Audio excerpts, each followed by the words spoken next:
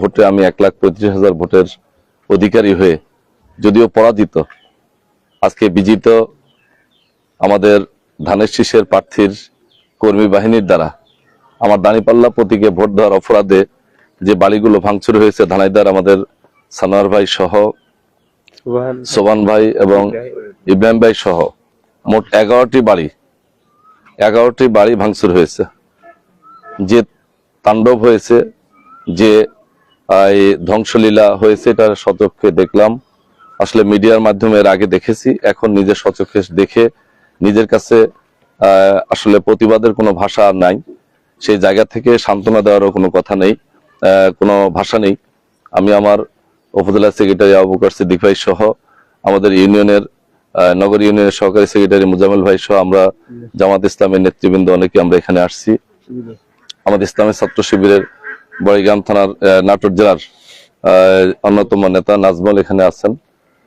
আমরা আজকে মৌলিকভাবে নগরের যে 11টি বাড়ি এবং একটা দোকান ভাঙচুর হয়েছে, নিঃসন্দেহে এটা দুঃখজনক।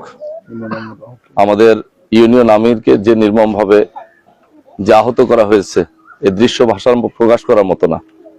মৃত্যুর সাথে পাঞ্জা লড়ছে রাজশাহী মেডিকেলে।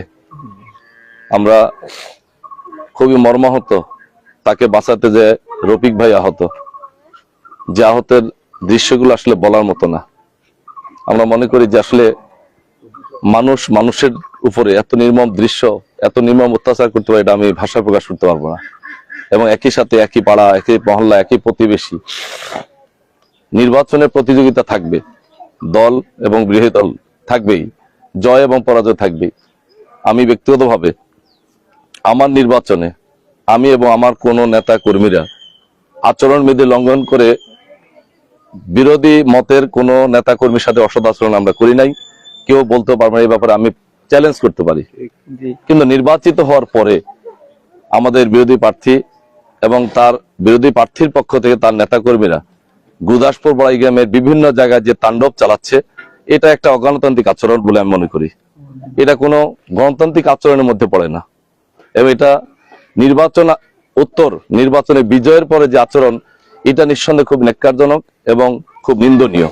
আমি আমার জায়গা থেকে এ সমস্ত বাড়ি ভাঙচুর বা ধ্বংসলীলার প্রতিবাদ জানাচ্ছি এবং যারা এর সাথে সংশ্লিষ্ট তাদেরকে আইনের আওতায় আনার ব্যাপারে আমি প্রশাসনের দৃষ্টি আকর্ষণ করছি, জোর দাবি জানাচ্ছি।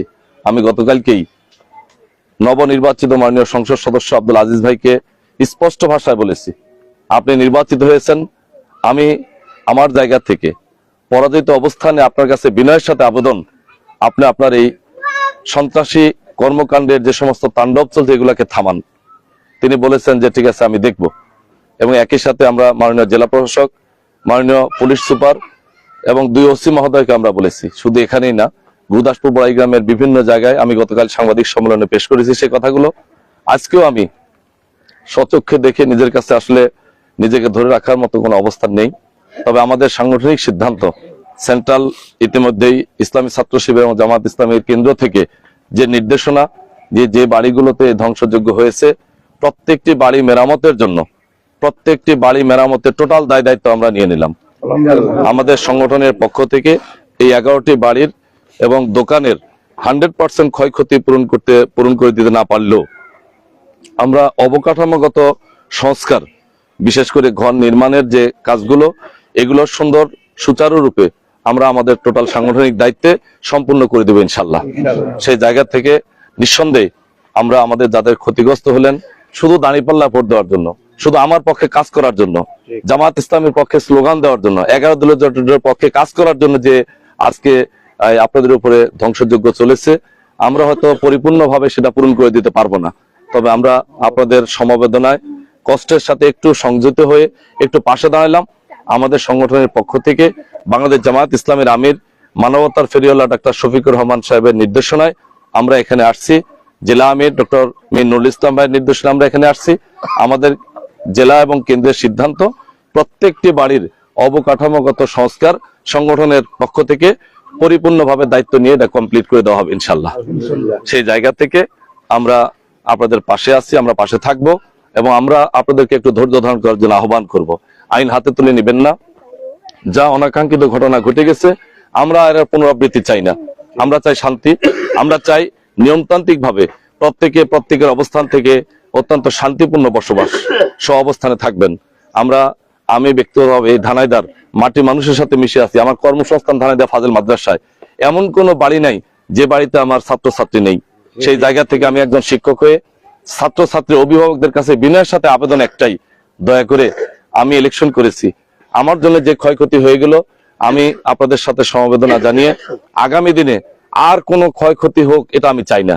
আমি সকলের কাছে আমি আমার মনে করি যে যারা আমার পক্ষে কাজ করছেন তারাও আমার হৃদয়ের, আর যারা বিরোধী পক্ষে ছিলেন তারাও আমার অধিকাংশ ছাত্রছাত্রী বা ছাত্রছাত্রী অভিভাবক। সবার কাছে আমার বিনয়ের সাথে একটাই আরজ, একটাই আবেদন, আমি ধানাইদাতে শান্তি দেখতে চাই। আমি গুদাসপুর বড়াই গ্রামে শান্তিময় একটা জনপদ দেখতে চাই।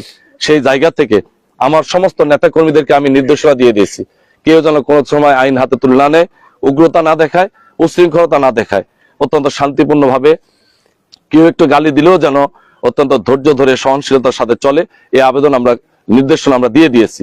একই সাথে আমরা আবার আমাদের সমস্ত আজকে মিডিয়ার মাধ্যমে সমস্ত গুদাসপুর বড়াই গ্রামের নেতা কর্মীদেরকে অনুরোধ করব, ধৈর্যের সাথে অত্যন্ত সহনশীল হয়ে চলবেন এবং আইনকে হাতে তুলে নেবেন না। কেউ গালি দিলেও একটু ধৈর্যশীল হয়ে থাকেন। এবং এর পাশাপাশি নির্বাচিত দায়িত্বশীল থেকে মাননীয় সংসদ সদস্য আব্দুল আজিজ ভাইকে আমি বিনয়ের সাথে আজকে মিডিয়ার মাধ্যমে আবারও বিনয়ের সাথে আবেদন করছি, উনি ওনার সমস্ত নেতৃবৃন্দ এবং কর্মীদেরকে নিয়ন্ত্রণ করুক এবং নিয়ন্ত্রণের মাধ্যমে নির্বাচনের আগে যে প্রতিশ্রুতিবদ্ধ সহোদর ভাইয়ের মতো আচরণ, সে আচরণে আমরা নির্বাচন পাড়ি দিয়েছি। নির্বাচন পরবর্তী তিনি যেন গুদাসপুর বড়াই গ্রামের সমস্ত মানুষের দায়িত্ব নিয়ে একটি শান্তিময় জনপদ গড়ার ক্ষেত্রে উনি ভূমিকা রাখবেন, এটাই আমি কামনা করি।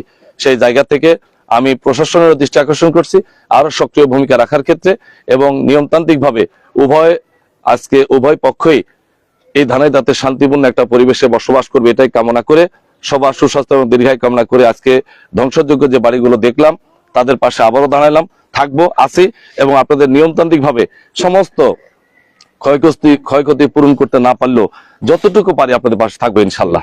সবাইকে ধন্যবাদ। আসসালামু আলাইকুম রহমতুল্লাহ।